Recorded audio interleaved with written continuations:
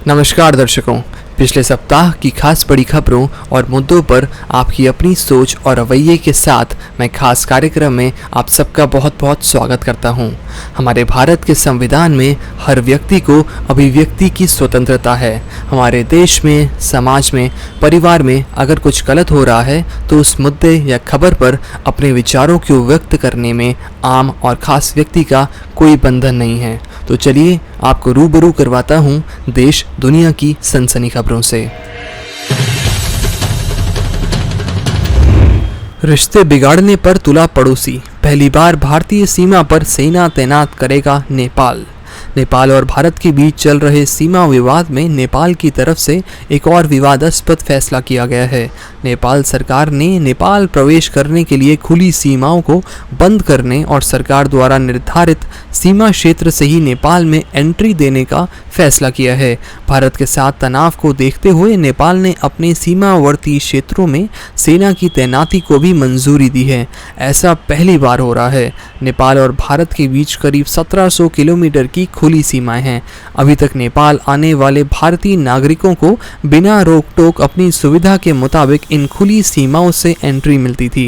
नेपाल सरकार के ताज़ा फैसले से अब सिर्फ निर्धारित सीमा से ही नेपाल में प्रवेश करने की इजाज़त मिलेगी।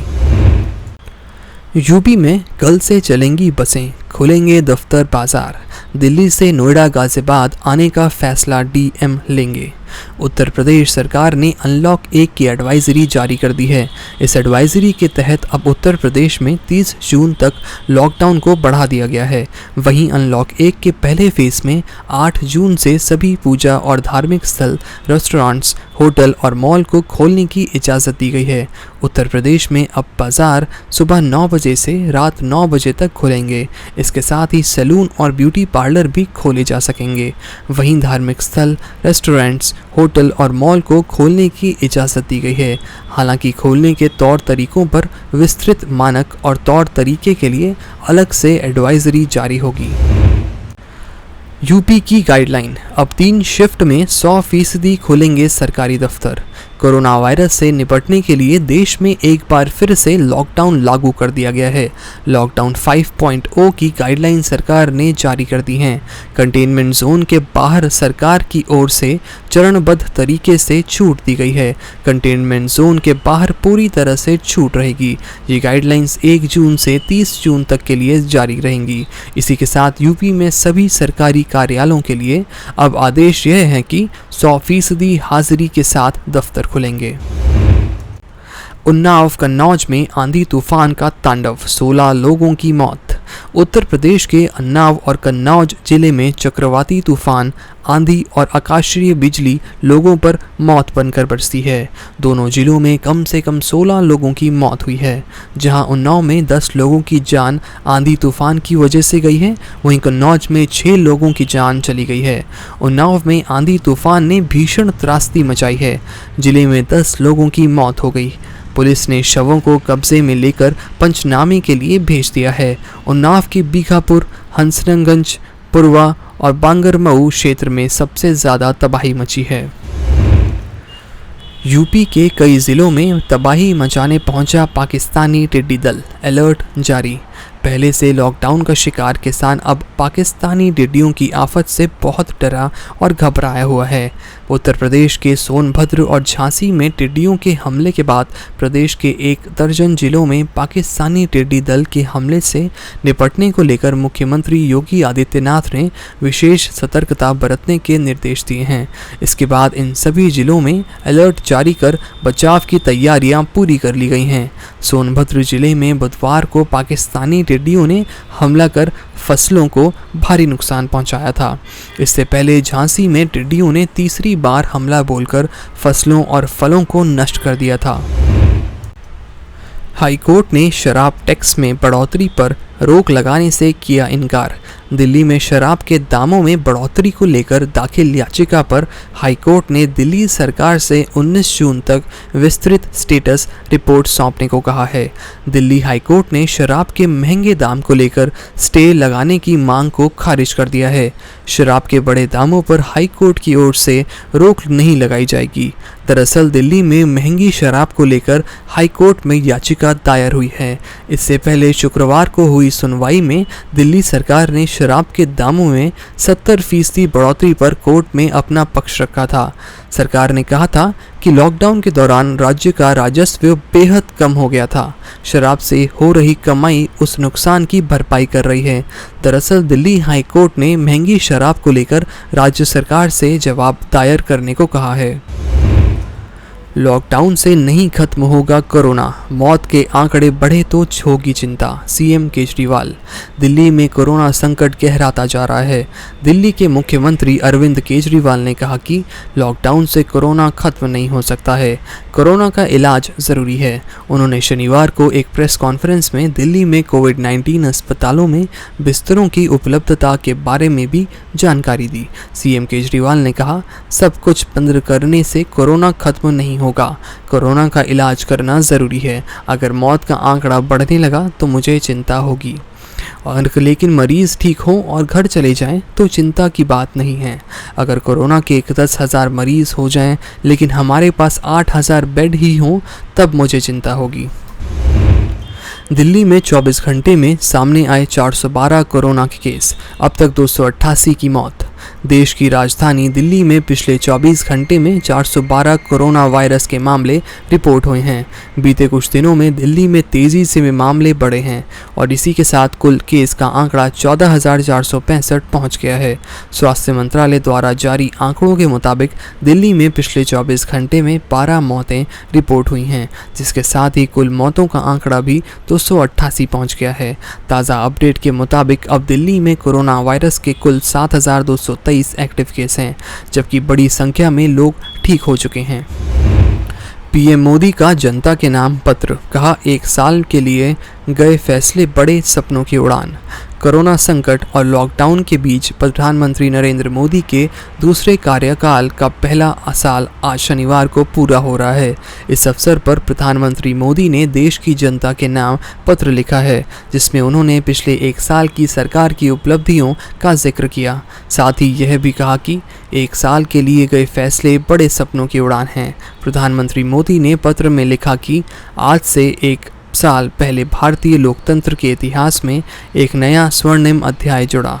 देश में दशकों बाद पूर्ण बहुमत की किसी सरकार को लगातार दूसरी बार जनता ने जिम्मेदारी सौंपी थी। इस अध्याय को रचने में आपकी बहुत बड़ी भूमिका रही है। ऐसे में आज का यह दिन मेरे लिए अवसर है आपको नमन करने का, भारत और भारतीय लोकतंत्र के प्रति अपनी इस निष्ठा को प्रणाम करने का। हाईकोर्ट का दिल्ली सरकार को निर्देश, 10 दिन के अंदर ऑटो ड्राइवरों को मिले 5,000 रुपये मुआवजा। दिल्ली हाईकोर्ट ने केजरीवाल सरकार को निर्देश दिया कि ऑटो रिक्शा, ई रिक्शा और ग्रामीण सेवा के ड्राइवरों को 5,000 रुपये का मुआवजा 10 दिन के भीतर दिया जाए। दरअसल दिल्ली सरकार द्वारा 11 अप्रैल को एक स्कीम लॉन्च की गई थी, जिसमें कोरोना की वजह से हुए नुकसान की भरपाई के लिए बतौर मुआवजा 5,000 रुपये की रकम देने की दिल्ली सरकार की तरफ से घोषणा की गई थी। दिल्ली हाई कोर्ट में एनजीओ नई सोसाइटी की तरफ से ये याचिका लगाई गई थी। अर्जी में कहा गया था कि दिल्ली सरकार की इस स्कीम का फ़ायदा सिर्फ उन्हीं ड्राइवरों को मिला जिनके पास पीवीसी यानी पब्लिक सर्विस व्हीकल बैच में चिप लगा हुआ था। चिप होने पर ही ड्राइवरों को यह 5,000 रुपये का मुआवजा दिया गया है। याचिकाकर्ता के वकील वरुण जैन ने कोर्ट को बताया कि बैच में चिप लगे होने की शर्त के कारण 50% से भी कम ड्राइवरों को दिल्ली सरकार की तरफ से कोरोना मुआवजे के तौर पर 5,000 रुपये दिए गए हैं। लॉकडाउन में बड़े व्यवसाय बना होम सैनिटाइजेशन। कोरोना वायरस के संक्रमण के चलते हुए लॉकडाउन ने हर तरफ बंदी का माहौल पैदा किया तो कुछ क्षेत्रों में रोजगार के अवसर भी बनाए। ऐसे में लखनऊ और आसपास के इलाकों में कई निजी कंपनियां होम सैनिटाइजेशन की सुविधा दे रही हैं। लखनऊ में इवेंट मैनेजमेंट करने वाली एक कंपनी का जब लॉकडाउन ने धंधा चौपट कर दिया तो होम सैनिटाइजेशन के व्यापार में उतर आई। इस कंपनी के मैनेजिंग डायरेक्टर राज पंचौली बताते हैं, मैं अपने कुल 27 स्टाफ की नौकरी को लॉकडाउन में खतरे में नहीं डालना चाहता था। लॉकडाउन में मैंने देखा कि कुछ लोग अपने खर्चे पर अपने घर को सैनिटाइज कराना चाहते थे, लेकिन उन्हें कोई सुविधा नहीं मिल रही थी। हमने इस अवसर को लपका अपनी कर्मचारियों को होम सैनिटाइजेशन करने के तौर तरीके सीखने के लिए ऑनलाइन क्लासेस की व्यवस्था कराई। कंपनी का एक दूसरा ब्रांड नेम तैयार किया। इसी के बैनर तले होम सैनिटाइजेशन का काम शुरू हुआ। आज एक दिन में 3 से 5 घरों को हमारी कंपनी होम सैनिटाइजेशन का काम कर रही है। नेपाल की संसद में विवादित नए नक्शों को लेकर संशोधन विधेयक पेश। भारत के साथ बिगड़ सकते हैं रिश्ते। नेपाल के कानून मंत्री शिवा माया तुम्बा मफे ने रविवार को विवादित नक्शे को लेकर संशोधन विधेयक नेपाली संसद में पेश किया। इससे पहले शनिवार को नेपाल की सरकार द्वारा संसद में प्रस्तुत किए इस विधेयक पर मुख्य विपक्षी दल नेपाली कांग्रेस ने शनिवार को चर्चा की और इसके पक्ष में मत देने का फैसला किया। आपको बता दें कि नेपाल के नए नक्शे में भारत के कुछ हिस्से को नेपाल का हिस्सा दिखाया गया है। इस संबंध में सानेपा में पार्टी मुख्यालय में केंद्रीय कार्यकारिणी समिति यानी CWC की बैठक में यह फैसला किया गया। काठमांडू पोस्ट ने CWC सदस्य मिन विश्वकर्मा के हवाले से कहा कि इस विधेयक को जब मतदान के लिए प्रस्तुत किया जाएगा, पार्टी इसका समर्थन करेगी।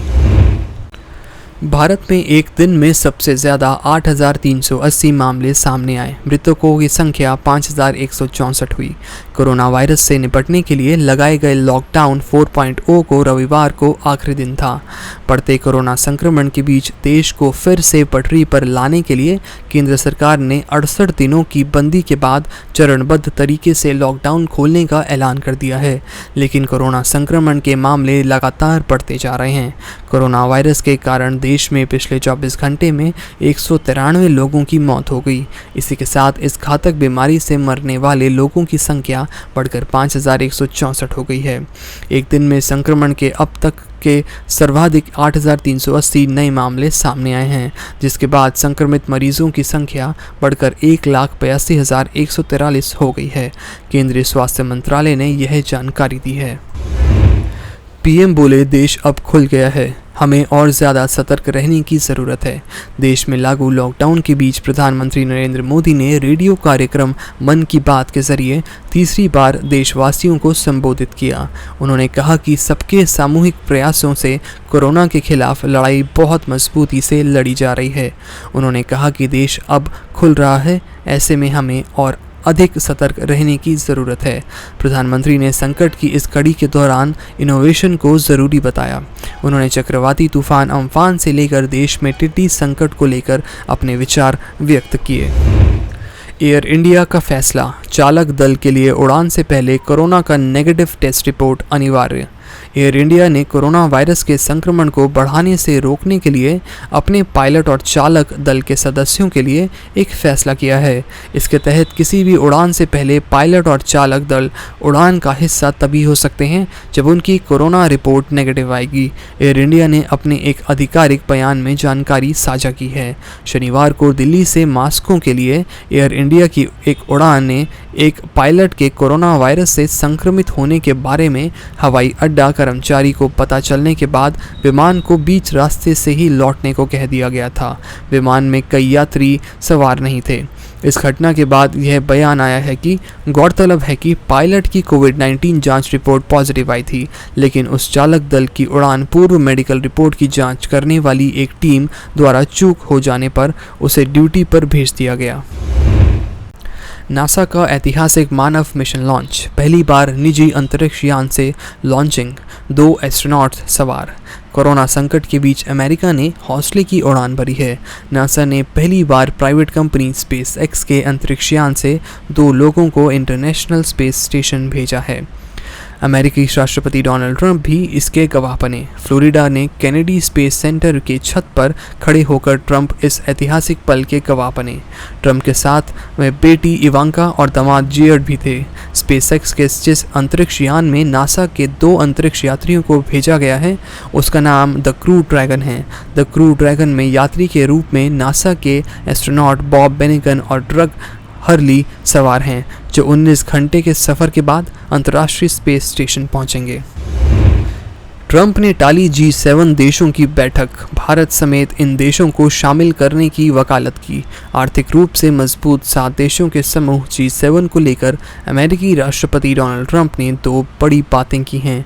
पहला तो ये कि ट्रंप ने भारत, रूस, ऑस्ट्रेलिया और दक्षिण कोरिया को इस समूह में शामिल करने की सलाह दी है। दूसरा, ट्रंप ने G7 देशों की बैठक सितंबर तक टालने का ऐलान किया है। पहले ये बैठक 10 से 12 जून के बीच होनी थी, लेकिन कोरोना को देखते हुए बैठक को टाल दिया गया है। अभी G7 देशों में अमेरिका के अलावा Britain, France, Canada, Germany, Italy और जापान शामिल हैं।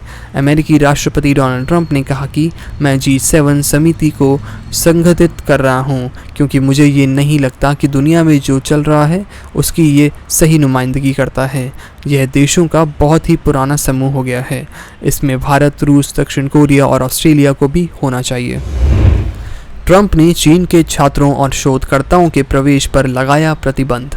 चीन से दुनिया भर में फैली कोरोना महामारी ने सबसे ज़्यादा अमेरिका को नुकसान पहुंचाया है, जिसके बाद अमेरिकी राष्ट्रपति डोनाल्ड ट्रंप चीन पर लगातार वार करते दिख रहे हैं। ट्रंप को कोरोना वायरस को चीनी वायरस कहते हुए भी सुना गया है। इस बीच अब राष्ट्रपति ट्रंप ने सख्त कदम उठाते हुए अमेरिका में चीनी छात्रों और शोधकर्ताओं के प्रवेश पर प्रतिबंध लगा दिया है। ट्रंप का कहना है कि उन्होंने चीन के पीपुल्स लिबरेशन आर्मी से संबंध रखने वाले छात्रों और शोधकर्ताओं को देश में आने और किसी भी तरह की शिक्षा ग्रहण करने से रोक लगाई है। उनका कहना है कि अमेरिका से बौद्धिक संपदा और प्रौद्योगिकी हासिल करने के लिए चीन की पीपल्स स्नातन छात्रों का इस्तेमाल कर रही थी। इसे रोकने के लिए उन्होंने यह सख्त कदम उठाया है। 2 महीने बाद सऊदी अरब में खुली हज़ारों मस्जिदें, 15 साल से कम उम्र के बच्चों को एंट्री की इजाज़त नहीं। सऊदी अरब में 2 महीने बाद रविवार को हज़ारों मस्जिदों को फिर से खोल दिया गया। वहीं यरूशलेम में भी मार्च में बंद की गई अल अक्सा मस्जिद को फिर से खोल दिया गया है। सऊदी अरब के मक्का और मदीना के बाद अल अक्सा इस्लाम का तीसरा सबसे पवित्र स्थल है। गौरतलब है कि मक्का में इस्लाम का सबसे पवित्र स्थल जनता के लिए बंद था। सऊदी अरब में कोरोना वायरस को फैलने से रोकने के लिए श्रद्धालुओं को दिशा निर्देशों का कड़ाई से पालन करने को कहा गया है। रविवार को मस्जिद खोलने से पहले उसके प्रवेश द्वार पर हज़ारों की संख्या में श्रद्धालु उमड़े। बहुत से श्रद्धालुओं ने मास्क लगाया था। अंदर घुसते ही श्रद्धालुओं ने शरीर का तापमान दर्ज कराने से इनकार कर दिया। अरब सागर में हवा का कम दबाव का क्षेत्र बना।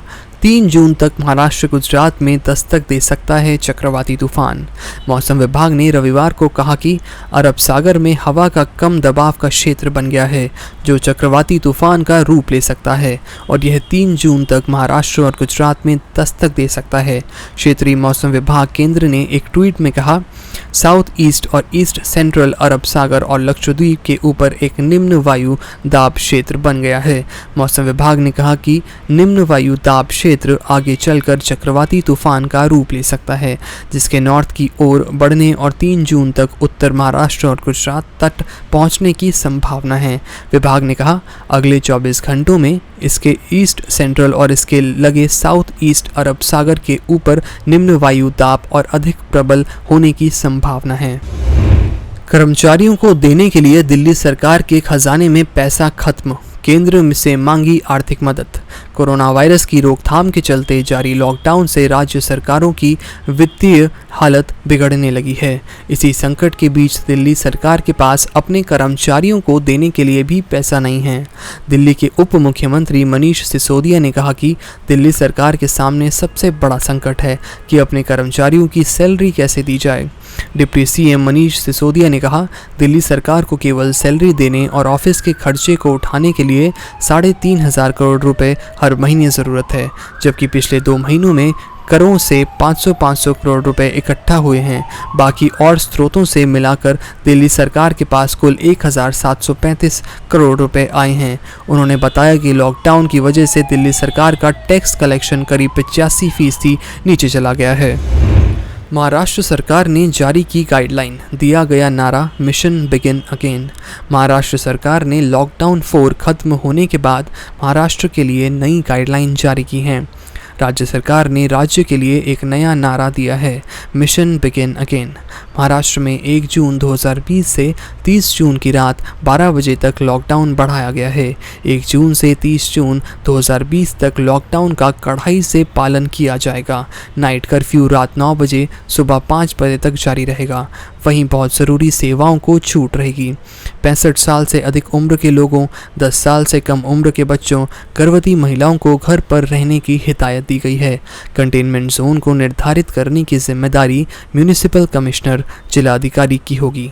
चीफ सेक्रेटरी से बात करने के बाद कंटेनमेंट जोन तय होगा, जहां सिर्फ एसेंशियल सर्विसेज उपलब्ध होंगी। सीएम योगी आदित्यनाथ बोले, केंद्र के पैकेज का सबसे ज़्यादा लाभ उत्तर प्रदेश को मिला। उत्तर प्रदेश के मुख्यमंत्री योगी आदित्यनाथ ने कहा कि कोरोना संकट के दौरान केंद्र सरकार द्वारा घोषित आर्थिक पैकेज का सबसे ज़्यादा लाभ उनके राज्य को मिला है। उन्होंने कहा कि राज्य सरकार लॉकडाउन के कारण हुए वित्तीय नुकसान की भरपाई के लिए जनता पर कोई नया टैक्स नहीं लगाएगी। योगी ने ऑनलाइन माध्यम से संवाददाताओं से बातचीत में कहा कि केंद्र सरकार द्वारा घोषित गरीब कल्याण पैकेज और अन्य राहतों का सबसे ज़्यादा फायदा उत्तर प्रदेश को मिला है। उसी का नतीजा है कि हम अपनी योजनाओं को सफलतापूर्वक आगे बढ़ा चुके हैं। योगी ने कहा, 4 चरणों के लॉकडाउन के बाद सोमवार से अनलॉक की कार्यवाही शुरू होगी। निरुद्ध क्षेत्रों को नियंत्रित करते हुए शेष क्षेत्रों में अधिकतम कार्यों को छूट देने की तैयारी हो रही है। हमारी आर्थिक गतिविधियां तेजी से आगे बढ़ रही हैं और पिछले माह की तुलना में इस माह भी हमें अच्छा राजस्व मिल रहा है। हम जनता पर कोई अलग से टैक्स लगाने की बजाय उसे अधिक से अधिक राहत देने की कोशिश कर रहे हैं। नेपाल सरकार ने नए नक्शों पर पेश किया संविधान संशोधन विधेयक। नेपाल सरकार ने बीते दिनों जारी किए नए नक्शों को आधिकारिक राज्य चिन्ह में जगह देने के लिए संविधान संशोधन विधेयक पेश कर दिया है। बीती रात प्रमुख विपक्षी दल नेपाली कांग्रेस की तरफ से मिले समर्थन ने इस विधेयक को संसद में पारित कराने का रास्ता साफ कर दिया। नेपाल सरकार की ओर से कानून, न्याय और संसदीय मामलों के मंत्री शिवमया तुम्बा हांगफे ने नेपाली संसद में यह संशोधन विधेयक पेश किया। नेपाल के कोर्ट ऑफ आर्म्स में यानी राज्य चिन्ह को संशोधित करने के लिए एक कदम के रूप में संविधान की अनुसूची 3 में संशोधन की आवश्यकता है। गौरतलब है कि बीते दिनों जारी नेपाल के नए राजनीतिक मानचित्र में लिम्पियाधुरा, लिपुलेख और कालापानी जैसे उन इलाकों को भी अपने क्षेत्र में दिखाया है जो भारत के पास हैं। कैंसर से जूझ रहे पूर्व मुक्केबाज टिंकू सिंह कोरोना से संक्रमित, जीत चुके हैं एशियाई खेलों में स्वर्ण पदक। एशियाई खेलों में देश को स्वर्ण पदक दिलाने वाले पूर्व मुक्केबाज टिंकू सिंह भी कोरोना के प्रभाव से नहीं बच पाए हैं। सूत्रों के मुताबिक भारत का यह स्टार मुक्केबाज भी कोरोना से संक्रमित पाया गया है। अर्जुन और पद्म पुरस्कार से नवाजे जा चुके इम्फाल के रहने वाले 41 वर्षीय टिंकू सिंह लिवर कैंसर से भी जूझ रहे हैं और हाल ही में उन्हें इसके इलाज के लिए इम्फाल से दिल्ली लाया गया था। आज की खास खबरों की पेशकश में बीते सप्ताह की बड़ी खास खबरों और संवेदनशील मुद्दों पर आम आदमी ने अपनी नकारात्मक और सकारात्मक सोच विचारों को सबके साथ साझा किया। आशा करता हूं कि कल फिर आप हमारे साथ इन खबरों को साझा करेंगे और जुनून, जोश, उत्साह के साथ नई खबरों, मुद्दों पर अपनी बेहिचक टिप्पणी जाहिर करेंगे, क्योंकि भूलिए मत, आप भी इस राष्ट्र का, इस देश का, इस समाज का हिस्सा हैं और अभिव्यक्ति की स्वतंत्रता आपका जन्मसिद्ध अधिकार है। इसी के साथ वक्त है इजाज़त लेने का। नमस्कार।